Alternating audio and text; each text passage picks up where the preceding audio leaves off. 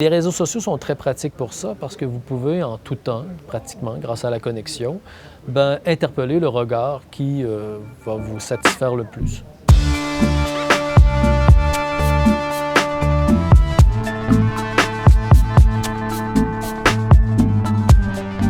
Alors, aujourd'hui, une des choses importantes qu'il faut comprendre sur les ados et qui est, pour moi, qui est vraiment fondamentale quand on s'intéresse aux pratiques numériques, c'est de bien comprendre comment ils deviennent adultes. Et une des réponses fondamentales, c'est vraiment la question de l'expérimentation. C'est-à-dire qu'on devient adulte par l'expérimentation. Tenter des choses, faire des tests, pour voir, pour essayer de faire des choix. Mais c'est jamais facile parce que comment connaître la valeur de ces choix? Eh bien, bien souvent, on va justement interpeller des regards des autres pour pouvoir finalement dire, OK, cette expérimentation, finalement, ça m'indique de faire tel choix ou tel autre.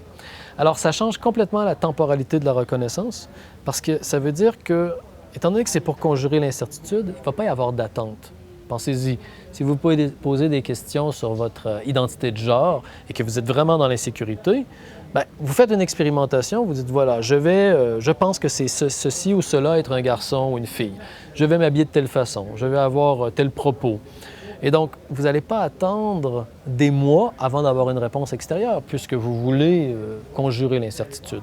Donc, la temporalité de la reconnaissance change. Et les réseaux sociaux sont très pratiques pour ça, parce que vous pouvez en tout temps, pratiquement, grâce à la connexion, interpeller le regard qui va vous satisfaire le plus.